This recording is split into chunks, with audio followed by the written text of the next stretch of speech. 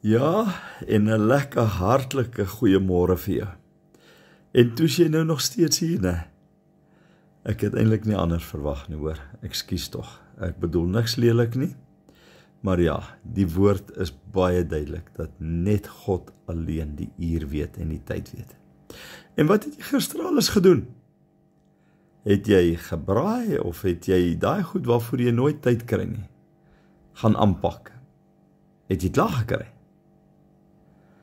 Jy weet, ons pak so baie goed aan en ons wil so baie goed doen en nooit kry ons eintlik klaar nie, né? Terwyl eintlik sê die skrif, maan die skrif ons om te werk wanneer die nag kom nader. Nou ja, ek wil nou nie meer oor werk en sulke goed gesels nie. Ek wil jou net maan in die lig van al die goed wat nou die laaste ruk gebeur, om aan te hou werk vir die Here en jou hart suiwer te hou. Daar's soveel aanslae teen ons as kinders van die Here. Ek en jy het al hoe meer nodig. To this little light of mine, to let it shine, let it shine, let it shine. Here, help ons om as kinders van die Here eenvoudig net te skyn met 'n helder glans.